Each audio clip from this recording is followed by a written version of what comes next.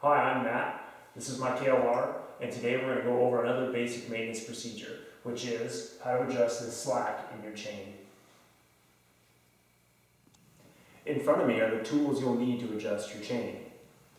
First, as always, a climber's or other shop manual for reference. You'll need 3 wrenches, a 19mm, a 14mm, and a 12mm. You will need a foot-pound torque wrench. Also along with that, a 24mm socket, or you can substitute a 24mm wrench. You'll need some form of measuring device, a set of pliers. I'm using lineman pliers here. Then I always like to have on hand some vinyl gloves to keep my hands clean and a shop rag. You have to adjust your chain periodically because it stretches. That's actually a misnomer though, because what's going on is your chain isn't physically getting longer, as in these side plates aren't stretching due to forces placed upon them, but what's happening is each one of your links has 2 pins on it. These pins are inserted into a sleeve, and as your chain goes around the sprockets, the sleeve and the pin roll against each other. And so when little bits of grit and dirt get in there, it wears away the metal. And that little bit of wear creates a gap and a space. And that space times 106 lengths means the chain stretches just a little bit, which leads to a need for an adjustment. So we need slack or play in our chain, this play right here, in order to avoid having a chain that's too tight or too loose. When the swing arm, this guy right here, is compressed, meaning it moves up due to a weight on the bike, what happens is the chain effectively has to get longer, because you can see that swing arm pivots here, but you have your front sprocket and your rear sprocket in 2 different locations. So when this swing arm moves in line, when all 3 of these are in line, the chain has to take up a longer amount of slack. And so if your chain is too tight, what will happen is it will put tension on this front sprocket and the components of your transmission, and that's not a good thing. If your chain is too loose, conversely, what can happen is it may jump off into the front or rear sprocket. And so the Climber's Manual recommends that you have a chain slack between 2 and 2.4 inches measured off the bottom of the swing arm. And so there's 2 ways you can measure that.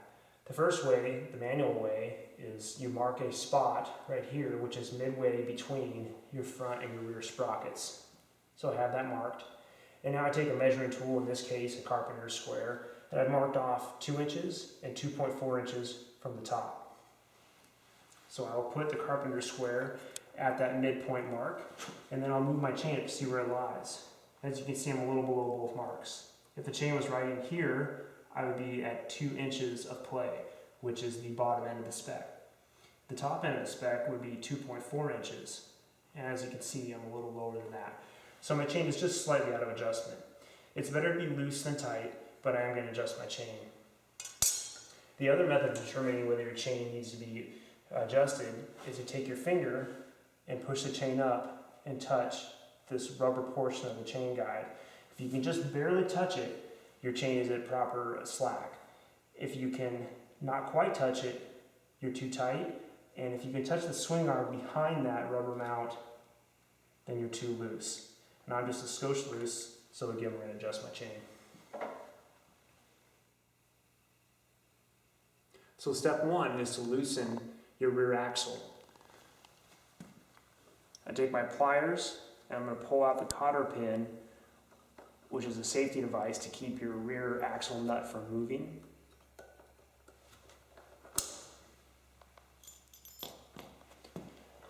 Then I'm going to take my 24mm socket and my 19mm wrench, and I'm going to loosen that rear axle nut.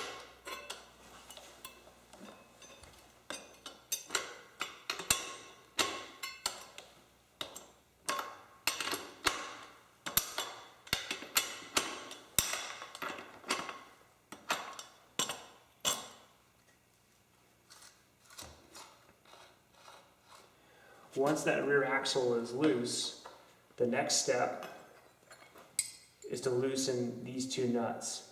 This is a 14 mil nut on the inside. That's what actually adjusts the distance that your axle is from the front of the bike. This rear nut is a 12 mil, which is just a stopper, which snugs up against this 14 mil to keep it from moving. So I'll take my 14 mil wrench and my 12 mil and loosen those. For now, just moving that 12 mil away from the 14 mil. And I'm going to do the same thing to the other side.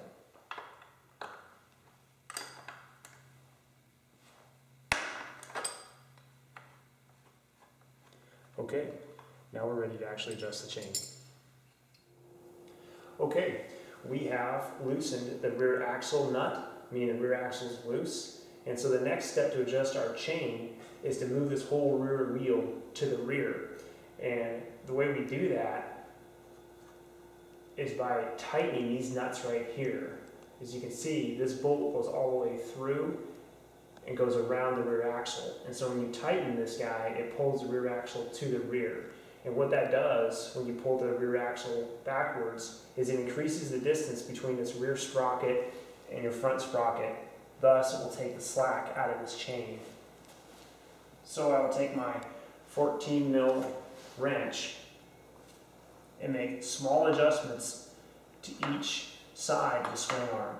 So I'll make a quarter turn tighten, which is about right there, and I'll make the same adjustment on the opposite side, about a quarter turn.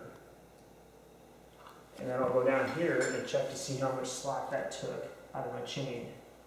And that alone was just about enough to fix my chain slack. I'm going to go just another quarter turn.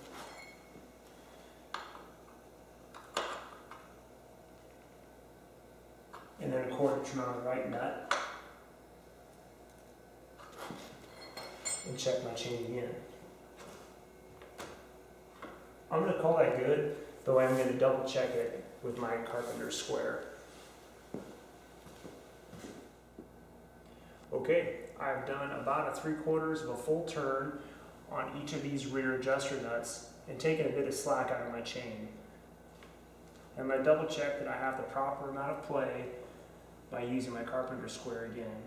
And as you can see, my chain is just a hair below the 2.4 inch mark. And since having your chain a little too loose is better than having it a little too tight, I'm going to call that good for now. So now I've adjusted the slack on my chain, and so what I want to do now is make sure that my rear wheel, especially my rear sprocket and my rear brakes disc, are in line with the bike. And so to do that, we look at these little tick marks on your swing arm. There's a series of them, and then down here there's a smaller tick that indicates where the axle is. And so I just take a look, and I note that I am just a little shy of the third tick mark. I look on the opposite side of the swing arm, and I notice my axle is in the same position. And so I am roughly in line. And then we'll also take a look at my rear sprocket, and I can visually confirm whether I'm lined up or not. So now we're looking down the chain from the rear sprocket to the front sprocket, and you can see that everything's pretty much all lined up. So I'm going to call that good and cinch down my lock nuts and my axle. So now my chain is at its proper adjustment slack-wise, and I've made sure that my rear axle, rear sprocket, and wheel are all lined up with the rest of the bike. So now to button her back up, I'm going to take my 14 mil wrench and my 12 mil, and I'm going to put these stopper nuts back up snug against the adjuster nuts. It doesn't have to be super, super tight, you're just trying to keep that adjuster nut from moving. I will do the same on the other side. And once those guys are snug, the final step is to tighten the axle bolt back to 69 foot-pounds.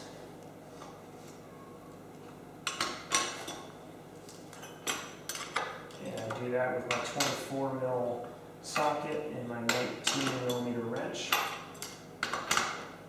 Takes a couple of spins here with the torque wrench. 65.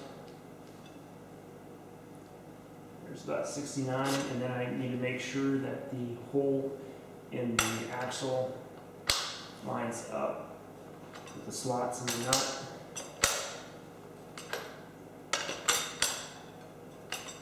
Alright, now I can put my cotter pin back in, and we'll be done.